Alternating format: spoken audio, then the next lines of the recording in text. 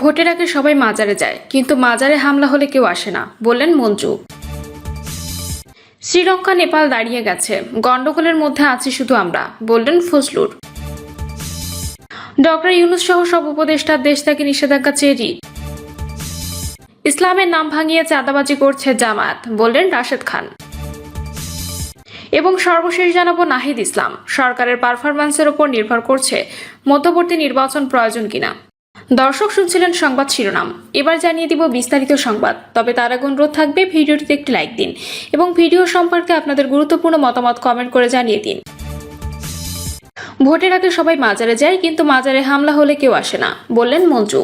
ভোটের আগে সবাই মাজারে যায়, কিন্তু মাজারে হামলা হলে কেউ সহমর্মিতা দেখাতে আসে না বলে মন্তব্য করেছেন আমার বাংলাদেশ পার্টির চেয়ারম্যান মুজিবুর রহমান মঞ্জু। মঞ্জু বলেন, ছোটবেলায় আমরা অনেকেই ভক্তি সহকারে মাজার জিয়ারত করেছি, মাজারে মোমবাতি জ্বালিয়েছি, কিন্তু বিজ্ঞ আলেমদের কাছ থেকে যখন জানতে পেরেছি এগুলো ধর্মমতে সহিহ কাজ নয়, আমরা সেগুলো পরিহার করেছি। বিজ্ঞ আলেমরা আমাদের যুক্তি দিয়ে বুঝিয়েছেন, কিন্তু কখনোই মাজারে হামলা করে এসব কাজ বন্ধ করে দেওয়ার জন্য উদ্বুদ্ধ করেননি। যুক্তি দিয়ে বুঝিয়ে মানুষকে সংশোধন করাই হলো ইসলামের কাজ। বিরুদ্ধ মতের উপর শক্তি প্রয়োগ ও হামলা কোনোভাবে সমর্থনযোগ্য নয়। মঞ্জু সারা দেশের মাজারগুলোতে সিসি ক্যামেরা লাগানোর দাবি জানান। তিনি আরও বলেন, মাদক বিরোধী অভিযান শুরু করতে হবে সচিবালয় ও জাতীয় সংসদ থেকে। প্রয়োজনে সংসদ সচিবালয় এবং পুলিশ প্রশাসনের মধ্যে যারা মাদকাসক্ত তাদের তালিকা প্রকাশ করতে হবে। তিনি অধিকার আদায়ের প্রশ্নে এবি পার্টির সংগ্রাম অব্যাহত রাখার প্রত্যয় ব্যক্ত করেন। শ্রীলঙ্কা নেপাল দাঁড়িয়ে গেছে, গন্ডগোলের মধ্যে আছি শুধু আমরা, বললেন ফজলুর। কিশোরগঞ্জ 4 আসনের সংসদ সদস্য বীর মুক্তিযোদ্ধা অ্যাডভোকেট ফজলুর রহমান বলেছেন, সাম্প্রদায়িকতা একটি ছোঁয়াচে রোগের মতো, যা এক জায়গা থেকে অন্য জায়গায় ছড়িয়ে পড়ে। তিনি বলেন, বাংলাদেশের সাম্প্রদায়িকতা ও জঙ্গিবাদ বাড়লে তার প্রভাব ভারতেও পড়বে। তিনি বলেন, সাম্প্রদায়িকতাটা একটা রোগ, করোনার মতো, এটার কাছে যাওয়া যায় না, এটা ছোঁয়াচে রোগ। এই সাম্প্রদায়িকতা যখন যেখানে শুরু হয়েছে ওখান থেকে ছড়িয়ে গেছে। ফজলুর রহমান বলেন, বাংলাদেশে যদি সাম্প্রদায়িকতা জঙ্গিবাদ হয় ভারতেও হবে। ওরা এরকম করে, আমরা কি ছেড়ে দেব নাকি? জিনিসটা এরকম হয়ে গেছে। দক্ষিণ এশিয়ার রাজনৈতিক ও সামাজিক পরিস্থিতি নিয়ে কথা বলতে গিয়ে তিনি বলেন, ভারত, পাকিস্তান ও বাংলাদেশকে তিনি সভ্য রাষ্ট্র হিসেবে মনে করেন, তবে এই অঞ্চলে সাম্প্রদায়িক শক্তির কারণে অস্থিরতা বাড়ছে।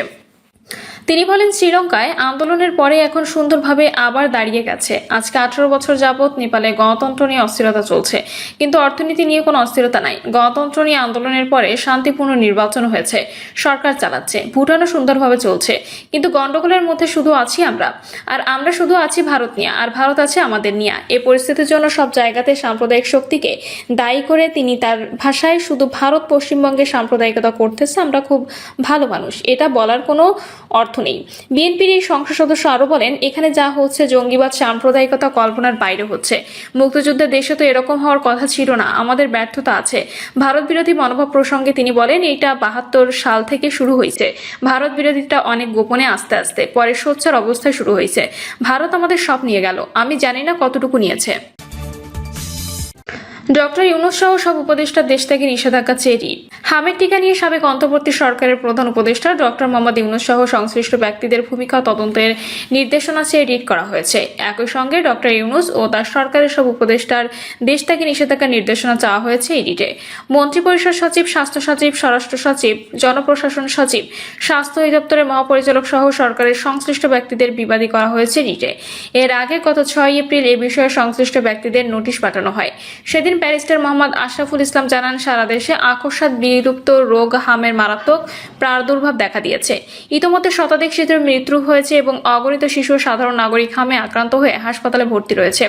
হামের মতো টিকাকরণের ব্যবস্থাকে রাষ্ট্রীয় ব্যবস্থা থেকে প্রাইভেট খাতে দেওয়ার অশুভ অপরাধমূলক কর্মকাণ্ডের স্বার্থে জড়িত থাকায় এ বিষয়ে তদন্ত কমিটি গঠনপূর্বক তদন্তের দাবি জানিয়ে এবং ডক্টর মোহাম্মদ ইউনূস, ডক্টর আসিফ নজরুল, সরদার রিজওয়ানা হাসান, আদিলুর রহমান খান শুভ্র, নূরজাহান বেগম, ব্রিগেডিয়ার জেনারেল সাখাত হোসেন, জাহাঙ্গীর আলম চৌধুরী, মোস্তফা সরোয়ার ফারুকী সহ সব উপদেষ্টার, সাবেক প্রধান উপদেষ্টার প্রেস সচিব শফিকুল আলম এবং সংশ্লিষ্ট সব সাবেক ব্যক্তিগত সহকারীদের বিরুদ্ধে তদন্ত সম্পন্ন না হওয়া পর্যন্ত দেশ থেকে নিষেধাজ্ঞা আরোপের জন্য সরকারের প্রতি আইনি নোটিশ পাঠানো হয়। তবে সেই নোটিশের সদুত্তর না পেয়ে তিনি হাইকোর্টে রিট দায়ের করেন। ইসলামের নাম ভাঙিয়ে চাঁদাবাজি করছে জামায়াত, বললেন রাশেদ খান। বিএনপি নেতা মোহাম্মদ রাশেদ খান বলেছেন, জামায়াত ইসলাম আর প্রকৃত মুসলমান এক নয়। ইসলামের নাম ভাঙিয়ে জামায়াত ইসলামে চাঁদাবাজি করছে। পোস্টে রাশেদ খান বলেন, তারা ক্ষমতার জন্য ইসলামকে যেভাবে বিকৃতভাবে জনগণের সামনে তুলে ধরছে, এতে মাঝে মধ্যে মনে হয় হয়তো ক্ষমতার জন্য ইসরায়েলের সঙ্গে সম্পর্ক করতে রাজি জামায়াত। রোজা আর পূজা যাদের কাছে এক জিনিস, তারা কিভাবে দলের নামের সঙ্গে ইসলাম শব্দ রাখে? ইসলাম কি এত সস্তা জিনিস যে যাচ্ছে তাই ভাবে ব্যবহার করা যায়? তিনি বলেন, আমার মনে হয় একজন চোর ও টুপি মাথায় দিয়ে চুরি করতে ভয় পায়, কিন্তু জামায়াতের লোকজনের সুন্নতি লেবাসে মিথ্যা বলতে বাধে না। কেন কওমি মাদ্রাসার আলেম সমাজ ও শিক্ষার্থীদের অনেকে জামায়াত শিবিরকে নিয়ে সমালোচনা করে, সেটাও আগে না বুঝলেও এখন বুঝি। ইসলামী আন্দোলন বাংলাদেশকে ধন্যবাদ যে তারা শেষ সময়ে জামায়াতের মুনাফেকি ধরতে পেরে জামায়াতের জোটে যুক্ত হয়নি। গণ অধিকার পরিষদ ছেড়ে আসায় বিএনপি নেতা বলেন, জামায়াত যেভাবে কৌশলের নামে ইসলামকে দুর্বল করেছে, এতে তাদের সঙ্গে জড়িয়ে থাকাও এক ধরনের পাপ। আমি অবাক হই নুরানি চেহারা লেবাস নিয়ে কিভাবে জামায়াতের আমির প্রতিনিয়ত মিথ্যা বলে। গতকাল বললেন, বিএনপির মাথা হতে পায়ের পাতা সবাই নাকি চাঁদাবাজ। একটা দলে সবাই কি চাঁদাবাজ হতে পারে? অথচ বউয়ের চিকিৎসা থেকেও জামায়াতের নেতাদের কাছে বায়তুল মালের চাঁদা গুরুত্বপূর্ণ। এভাবে ইসলামের নাম ভাঙিয়ে জামায়াত ইসলামে চাঁদাবাজি করছে। নাহিদ ইসলাম, সরকারের পারফরম্যান্সের উপর নির্ভর করছে মধ্যবর্তী নির্বাচন প্রয়োজন কিনা। মধ্যবর্তী নির্বাচন দরকার হতে পারে জানিয়ে জাতীয় নাগরিক পার্টি আহ্বায়ক নাহিদ ইসলাম বলেন, নির্বাচন হলে নাকি আইন শৃঙ্খলা পরিস্থিতির উন্নতি হবে, কিন্তু এখন আইন শৃঙ্খলা পরিস্থিতি কয়েক গুণ বেশি অবনতি ঘটেছে। আপনারা আপনাদের দায়িত্ব ঠিকভাবে পালন করেন, আপনাদের পারফরম্যান্স এর উপর নির্ভর করবে মধ্যবর্তী নির্বাচন প্রয়োজন হবে কিনা। বাংলাদেশের জনগণের ভোগান্তি দেখতে চাই না, কোনো পরাশক্তির কাছে দেশের বন্ধক রাখা দেখতে চাই না। নাহিদ ইসলাম বলেন, সারা দেশে হামের প্রকোপ চলছে, 400-র বেশি শিশু মারা গেছে। সরকারকে ব্যর্থতার দায় নিতে হবে। সরকার হাম মোকাবেলায় ব্যর্থ হয়েছে। অতি সত্বর মেডিকেল ইমার্জেন্সি ঘোষণা করতে হবে। কয়েকটি হাসপাতালকে হামের জন্য বিশেষায়িত হাসপাতাল করতে হবে। সরকার এর উপর দায় চাপিয়ে বাঁচতে চাচ্ছে। কারো দায় থাকলে তাদের বিরুদ্ধে কঠোর ব্যবস্থা নিতে হবে। সংস্কার কার্যক্রমের সঙ্গে জনগণের সঙ্গে বর্তমান সরকার বিশ্বাসঘাতকতা করেছে উল্লেখ করে নাহিদ বলেন, সরকার গণভোটের রায় প্রত্যাখ্যান করেছে, সব গুরুত্বপূর্ণ অধ্যাদেশ বাতিল করেছে। যুবকদের জন্য দেওয়া প্রতিশ্রুতি পূরণ করতে পারেনি। 1 কোটি কর্মসংস্থানের কিছুই আমরা দেখতে পাচ্ছি না। ফারাক্কা দিবসে মাওলানা ভাসানীর প্রতি শ্রদ্ধা জানিয়ে এনসিপির আহ্বায়ক বলেন, অভিন্ন প্রায় সবগুলো নদীতে বাঁধ নির্মাণ করে পানি প্রত্যাহার করছে ভারত। স্বাধীনতার পর থেকেই আমাদের পানির ন্যায্য হিসা থেকে বঞ্চিত করছে। এবছর গঙ্গা পানি বন্টন চুক্তি শেষ হচ্ছে। আমরা নতুন চুক্তিতে আমাদের পানির ন্যায্য হিসা দেখতে চাই। আমরা দেখতে চাই নতুন সরকার যা ভারতীয় আধিপত্যের বাইরে গিয়ে আমাদের পানির অধিকার নিশ্চিত করতে পারে কিনা, নাকি আওয়ামী লীগের মতো নতজানু চুক্তি করে। সীমান্ত হত্যা নিয়ে বিরোধী দলীয় চিফ হুইপ বলেন, বাংলাদেশ ভারত সীমান্ত পৃথিবীর সবচেয়ে রক্তাক্ত সীমান্ত। আমাদের 1000-এর বেশি নাগরিক ভারতীয় বাহিনী হত্যা করেছে। মাওলানা ভাসানী ফারাক্কা লং মার্চ করেছিলেন, যদি প্রয়োজন হয় আমরা সীমান্ত লং মার্চের ঘোষণা দেব।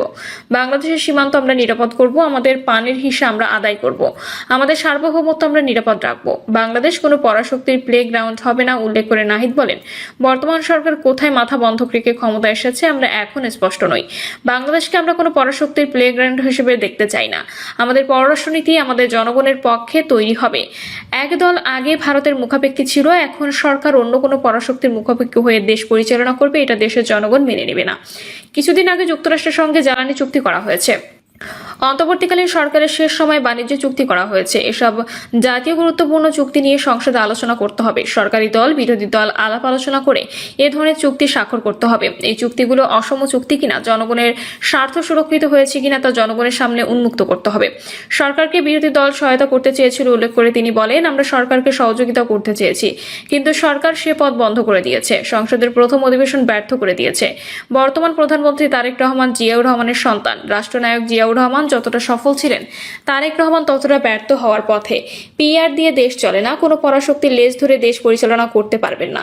রাজনৈতিকভাবে পরিচালনা করতে হবে। পিআর স্ট্র্যাটেজিস্ট হতে চাইলে নাটক করেন, সিনেমা করেন, থিয়েটারে যান। দেশ চালানোর প্রয়োজন নেই। মানুষ এসব বোঝে। মানুষের সঙ্গে তামাশা হচ্ছে। দলের ক্যাশিয়ারদের মন্ত্রী করা হয়েছে, তাদের বাদ দিয়ে ভালো মানুষদের হাতে দায়িত্ব দেন। পশ্চিমবঙ্গে বিজেপির উত্থান নিয়ে নাহিদ বলেন, সীমান্তে হিন্দুত্ববাদের উত্থান ঘটেছে। বাংলাদেশে পুশিন করছে, বাংলাদেশ নিয়ে ষড়যন্ত্র করছে। এই সরকারের পক্ষে বাংলাদেশের সার্বভৌমত্ব টিকিয়ে রাখতে পারবে না। বিভিন্ন স্থানে আওয়ামী লীগের মিছিলের কথা উল্লেখ করে নাহিদ বলেন, বিভিন্ন জায়গায় ফ্যাসিবাদী মিছিল করছে। তাদের কাদের ছত্রছায়ায় আওয়ামী লীগ মিছিল করছে আমরা জানতে চাই। আমরা এজন্য সরকার এবং প্রশাসনকে জবাবদিহি করব। জুলাই যুদ্ধ কারিনা কাইসার মারা গেছেন, ফ্যাসিবাদীরা এতে উল্লাস করছে। আমরা তাদের সঙ্গে হাতি ভাইয়ের মতো ইনসাফ চাই, কিন্তু আমরা এই বুনো উল্লাস মনে রাখবো।